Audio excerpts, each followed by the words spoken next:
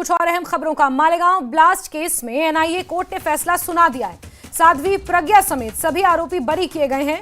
Malegaon blast case में सभी आरोपी बरी हैं और 17 साल बाद मालेगांव ब्लास्ट केस में यह फैसला आया है। सबूतों के अभाव और एनआईए और एटीएस की जांच मैच नहीं करना और सरकारी जांच में खामियां, ये तमाम बातें जज ने अपना फैसला पढ़ते हुए कही हैं। साध्वी प्रज्ञा समेत कर्नल पुरोहित समेत सभी आरोपियों को बरी कर दिया गया है।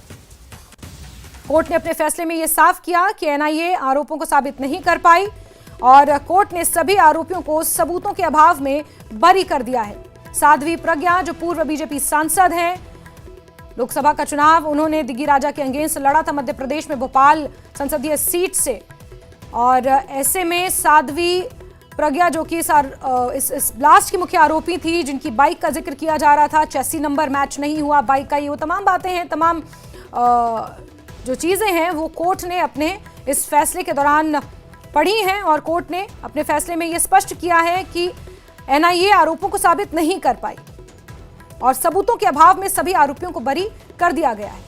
29 सितंबर 2008 को महाराष्ट्र के मालेगांव में बम धमाका हुआ, 6 लोगों की मौत और 100 से ज्यादा इसमें जख्मी हुए। अक्टूबर 2008 में महाराष्ट्र एटीएस ने जांच शुरू की। साध्वी प्रज्ञा कर्नल पुरोहित को गिरफ्तार किया। 2009 का वक्त आया जब एनआईए को जांच सौंपी गई। 2011 में एनआईए ने पहली चार्जशीट दायर की। साल 2016 का वक्त आया जब एनआईए ने दूसरी चार्जशीट दायर की। साध्वी प्रज्ञा समेत 6 आरोपियों पर मकोका हटेगा, ये भी स्पष्ट किया गया है कोर्ट द्वारा। तो महाराष्ट्र के मालेगांव में 17 साल पहले हुए बम धमाके मामले में आखिरकार फैसला आ चुका है और एनआईए की स्पेशल कोर्ट ने अपना फैसला सुनाते हुए सभी 7 आरोपियों को बरी कर दिया है। और साथ ही साथ आपको ये भी बता रहे हैं कि कौन कौन इसमें मुख्य आरोपी थे। इसमें साध्वी प्रज्ञा जो पूर्व बीजेपी सांसद बरी कर दी गई हैं। इसके अलावा कर्नल पुरोहित, उन्हें भी बरी कर दिया गया है और ग्राफिक्स के जरिए बता रहे हैं आपको कि कौन कौन मुख्य आरोपी थे जिन्हें बरी कर दिया गया है सबूतों के अभाव में। और यह भी स्पष्ट किया है कि जो साध्वी प्रज्ञा समेत 6 आरोपी हैं उन पर से मकोका हटेगा। मकोका दरअसल Maharashtra control of organised crime act होता है। मकोका ये महाराष्ट्र में क्रिमिनल एक्ट को लेकर एक एक्ट है क्राइम को लेकर, मकोका, और इन साध्वी प्रज्ञा समेत 6 आरोपियों पर मकोका भी लगाया गया था मालेगांव ब्लास्ट के दौरान और ऐसे में अब इनके ऊपर से मकोका भी हटाया जाएगा। Maharashtra control of organised crime act जो इनके ऊपर केस लगा था वो भी अब हटाया जाएगा। सुधाकर चतुर्वेदी को बरी कर दिया गया है। साध्वी प्रज्ञा समेत जो 6 आरोपी हैं उन्हें बरी कर दिया गया है। एनआईए कोर्ट ने 17 साल बाद ये बड़ा फैसला सुनाया है। आखिरकार ये फैसला आ गया। 6 लोगों की जान गई थी, 100 से ज्यादा लोग इसमें जख्मी हुए थे। बीजेपी की पूर्व सांसद साध्वी प्रज्ञा को मुख्य आरोपी बनाया गया था और उनके समेत 6 आरोपियों को बरी कर दिया गया है। 29 सितंबर 2008 को महाराष्ट्र के मालेगांव में यह ब्लास्ट हुआ था और तभी जो उस वक्त विपक्षी पार्टियां थीं, इस तरह जो ये बम धमाके हुए, इसे कहीं ना कहीं भगवा आतंक के साथ जोड़कर देखा जा रहा था। ये तमाम बातें उस वक्त सामने आई थी, लेकिन अब जिस तरह से ये फैसला आया है, साध्वी प्रज्ञा समेत 6 आरोपियों को बरी कर दिया गया है।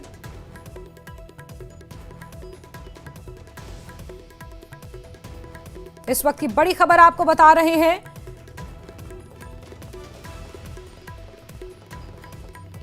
मालेगांव ब्लास्ट केस में ये फैसला 17 साल बाद आया है और बड़ी बात यह है, बड़ी खबर यह है कि साध्वी प्रज्ञा समेत 6 आरोपियों पर मकोका भी हटाया जाएगा। ग्राफिक्स के जरिए आप वो नाम देखिए। फिर 2008 में ये ब्लास्ट हुए, जांच आगे बढ़ी, पहले महाराष्ट्र एटीएस के पास, फिर एनआईए के पास जांच गई। 2016 में एनआईए ने अपनी दूसरी चार्जशीट दायर की। इसके बाद 2017 का वक्त आया जब साध्वी प्रज्ञा को जमानत मिली, कर्नल पुरोहित को जमानत दी गई। 2018 में एनआईए कोर्ट ने आरोप तय किए। फिर 2023 और 24 में कई गवाहों ने अपने बयान पलटे। ये तमाम घटनाक्रम है और क्या कुछ कहना है अधिवक्ता का, सुनिए। यह टेरर एक्टिविटीज के लिए यूज किया है, ऐसा कोई प्रोसिक्यूशन प्रूव नहीं कर पाई, ऐसे कोर्ट ने कहा है। उसी के साथ जो मौका के बारे में जो कोर्ट ने कहा है, जो प्रीडिसीजर ने जो जजमेंट दिया था या हाईकोर्ट ने जो ऑब्जर्वेशन किया था, उसी तरह इस केस में जिस बेस पे राकेश दावड़े के बेस पे मौका लगाया था, तो मौका के लिए जो क्राइटेरिया होता है वो कंप्लीट ना होने की वजह से मौका में से भी सबको एक्विट किया है। जो यूएपीए का सैंक्शन था इस केस में, यूएपीए सैंक्शन जो था वो फॉल्टी था, उस वजह से कोई भी यूएपीए के जो सेक्शन है 16 या 18 वो इसमें एप्लीकेबल नहीं हो सकते हैं। ये भी कोर्ट ने इसमें ऑब्जर्वेशन किया है। मुआवजे की भी बात की है कोर्ट ने। हाँ, कोर्ट ने कहा कि ये जो इंसिडेंट है, ये इंसिडेंट बहुत यानी खराब इंसिडेंट है, और इस इंसिडेंट की वजह से जो लोग गए हैं, जिनका नुकसान हुआ है विक्टिम्स का, वो डेफिनेटली पूरा नहीं हो सकता भर के नहीं, लेकिन 2 लाख रुपए हर डिसीज के फैमिली को देने को कहा है और हर इंजर्ड के फैमिली को 50,000 रुपए देने का कोर्ट ने डायरेक्शन दिया है। बड़ी बात है कि मतलब पहली बार एटीएस के जो अधिकारी जिम्मेदार थे उनके खिलाफ आप लोग कभी आगे की क्या करेंगे?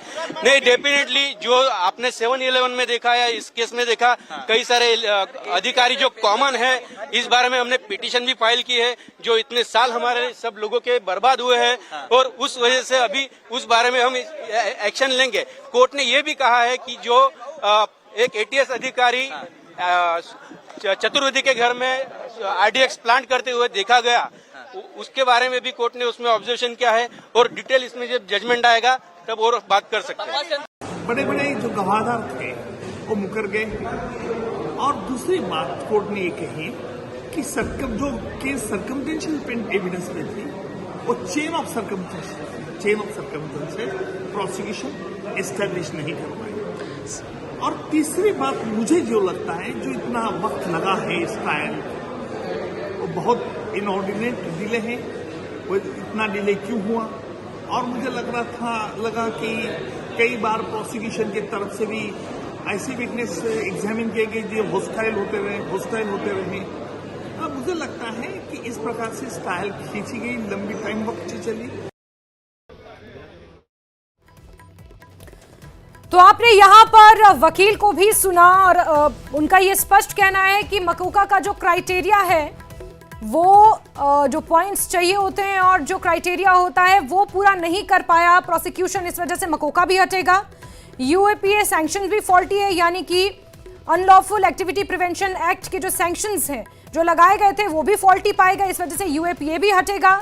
और मुआवजा देने की बात, हालांकि एनआईए की स्पेशल कोर्ट ने यहाँ पर उसका जिक्र किया है अपने फैसले में, उस बात को कहा है कि मुआवजा दिया जाएगा। 6 लोगों की जान गई थी, उन्हें 2-2 लाख रुपए मुआवजा दिया जाएगा, और जो लोग इसमें जख्मी थे, 100 से ज्यादा लोग जख्मी थे, 50,000 रुपए उन्हें मुआवजा दिया जाएगा।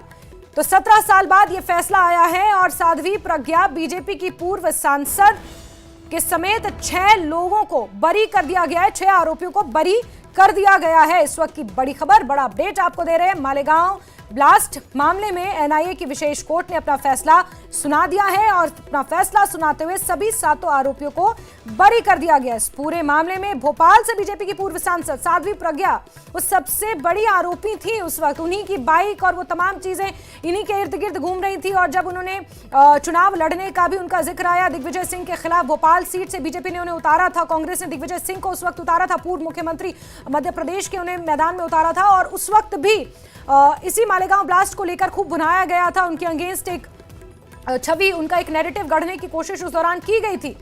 ऐसे में मुख्य आरोपी साध्वी प्रज्ञा समेत 6 आरोपियों को बरी कर दिया गया है। साथ ही साथ यूएपीए के सैंक्शंस भी फॉल्टी बताए हैं कोर्ट ने। इसके अलावा मकोका का क्राइटेरिया भी पूरा नहीं था। एटीएस के कुछ अधिकारियों पर अब मुकदमा किया जाएगा, ये इन वकीलों का कहना है, और एनआईए और एटीएस की जांच में फर्क है, सरकारी जांच में खामियां हैं, वो तमाम बातें हैं जो कोर्ट ने अपने फैसले के दौरान कही हैं। इस बीच बड़ी खबर आपको बता दें कि फैसले के बाद साध्वी प्रज्ञा का पहला बयान, पहली प्रतिक्रिया सामने आई है।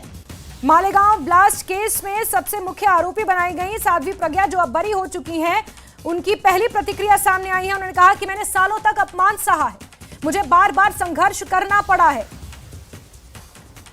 फैसले के बाद साध्वी प्रज्ञा की पहली प्रतिक्रिया सामने आई है। उन्होंने कहा कि कई सालों तक इस पूरे मामले को लेकर मैंने अपमान सहा, बार बार मुझ पर सवाल खड़े किए गए, और मैंने कई सालों तक अपमान सहा है, ये साध्वी प्रज्ञा का कहना है। पूर्व बीजेपी सांसद हैं, मुझे बार बार संघर्ष करना पड़ा, ये साध्वी प्रज्ञा का कहना है। फैसले के बाद साध्वी प्रज्ञा की पहली प्रतिक्रिया, जिसमें उन्होंने ये कहा कि मुझे बार बार अपमान सहना पड़ा, बार बार मुझे अपमानित किया गया और कई सालों तक मैंने संघर्ष किया है। ये बड़ा बयान, पहली प्रतिक्रिया साध्वी प्रज्ञा की इस फैसले के बाद सामने आई है। निर्दोष होते हुए भी अपराध का कलंक मुझ पर लगाया गया, ये साध्वी प्रज्ञा का कहना था।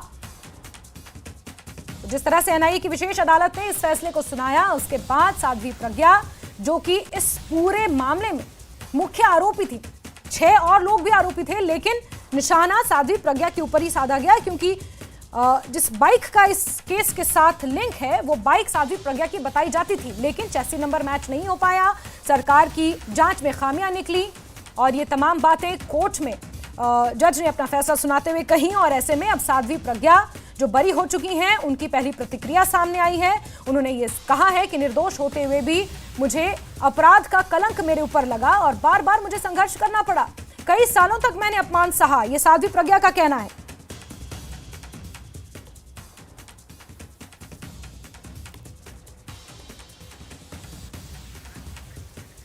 और इस बीच बात एक और बड़ी खबर की करते हैं, जहां कोर्ट ने कहा है कि साध्वी प्रज्ञा के खिलाफ सबूत नहीं मिले हैं, सरकार पक्ष की जांच में खामियां हैं।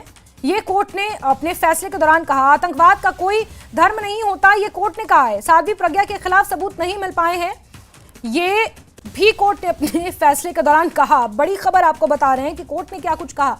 एनआईए की विशेष अदालत में जब ये फैसला पढ़ा जा रहा था, उस वक्त जज ने क्या कुछ अपने फैसले में कहा, क्या कुछ अपने फैसले में शामिल किया, ये तमाम बातें कि साध्वी प्रज्ञा के खिलाफ कोई सबूत नहीं मिले, सरकारी पक्ष की जांच में खामियों का जिक्र भी जज ने किया। आतंकवाद का कोई धर्म नहीं होता, ये भी जज ने कहा है, क्योंकि आतंकवाद का कोई धर्म नहीं होता, इसलिए संभवतः क्योंकि जब ये मालेगांव ब्लास्ट हुए थे तो उसे भगवा आतंक का नाम दिया जा रहा था। और साध्वी प्रज्ञा ने यह भी कहा कि भगवान को बदनाम करने की कोशिश की जा रही थी, मुझ पर कलंक लगाए जा रहे थे, मैं साध्वी हूं, मुझे कलंकित किया जा रहा था, ना जाने कितने सालों तक यह अपमान मुझे सहना पड़ा, निर्दोष होते हुए भी मुझ पर अपराधी का कलंक लगा। और इस बीच कोर्ट ने क्या कुछ कहा, यह भी आपको बता रहे हैं। और बड़ा फैसला 17 साल बाद आया। 19 सितंबर 2008 को महाराष्ट्र के मालेगांव में ये ब्लास्ट हुए थे, जिसके बाद इस पूरे मामले पर जांच चली। एटीएस से पहले जांच की, फिर एनआईए के पास जांच गई और अब इस पूरे मामले पर फैसला आ चुका है। साध्वी प्रज्ञा समेत 6 आरोपियों को बरी किया जा चुका है।